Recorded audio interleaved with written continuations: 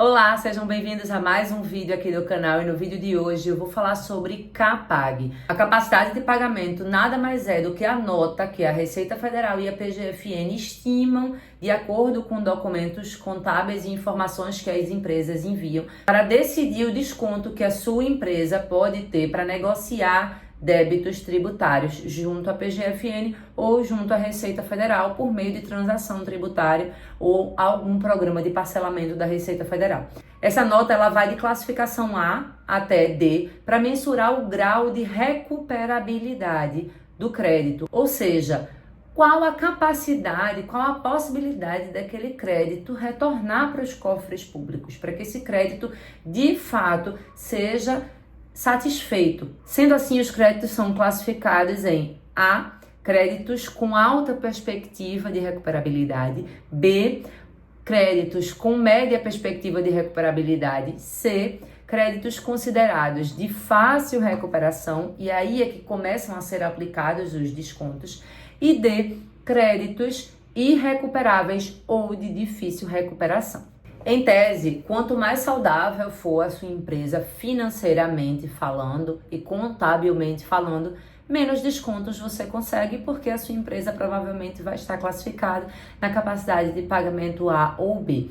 Quanto mais apertada for a situação da empresa, quanto menos fluxo de caixa, menos faturamento, menos receita bruta, maior a possibilidade de desconto. Esse desconto ele pode chegar em até 100% dos juros multi-encargos legais, pelo menos considerando o último edital vigente da PGFN, que é o edital 06 de 2026, considerando o limite de até 70% do valor do débito, ou seja, esse desconto de 100% ele não pode ultrapassar em 70% o valor do débito. Isso considerando grandes empresas, porque se forem pequenas empresas, a gente pega esse limite de 100% dos juros multi-encargos legais e aplica no limite de até 65% do total do débito.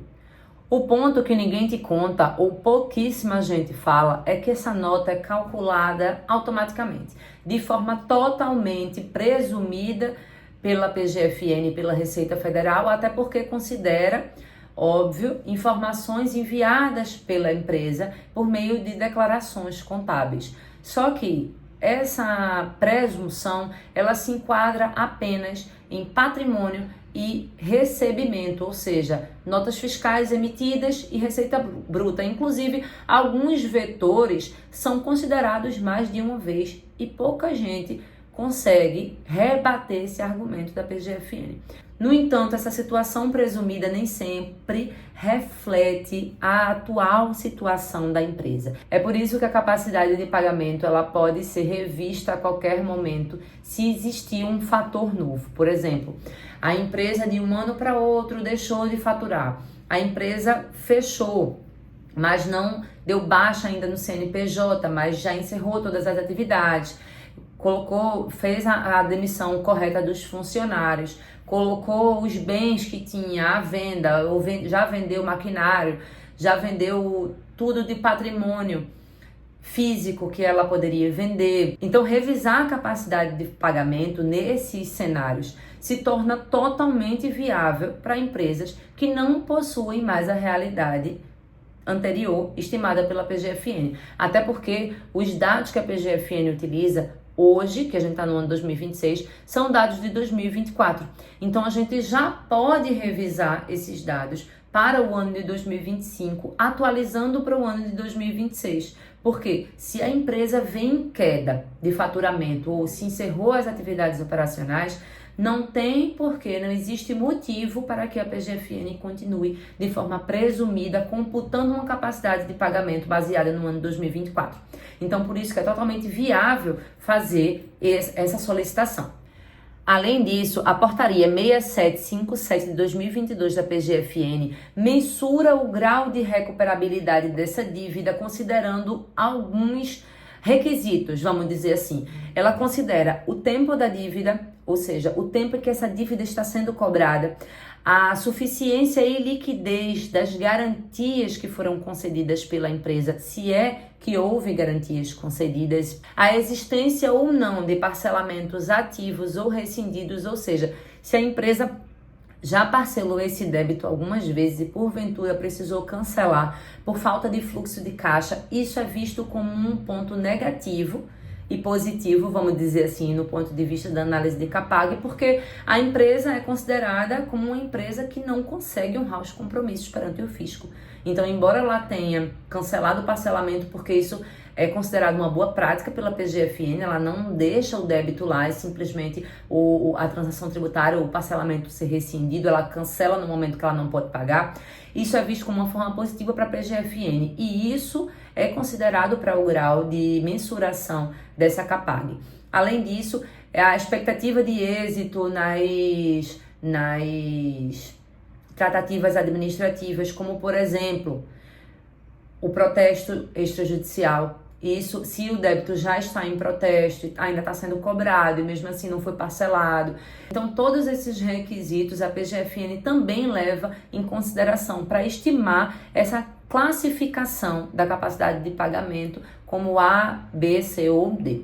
Muita gente aceita essa nota estimada pela PGFN sem saber que a capacidade de pagamento ela pode ser revista. A empresa pode conseguir um melhor cenário para negociação com a obtenção de descontos e prazo estendido para pagamento se faz uma revisão da capacidade de pagamento. O pedido de revisão da capacidade de pagamento é proposto diretamente na PGFN, na Procuradoria-Geral da Fazenda Nacional. Por óbvio, o contribuinte ele tem que apresentar alguns documentos que comprovem as suas alegações, inclusive um laudo contábil, informando qual é o número que ele acha justo, de acordo com a realidade dele, né, de acordo com a realidade econômica e financeira da empresa, para que a capacidade de pagamento seja revisada. E dentre os documentos que a PGFN solicita estão balanço patrimonial, declaração do resultado do exercício, fluxo de caixa pelo modelo direto, a declaração, a relação detalhada de bens e direitos,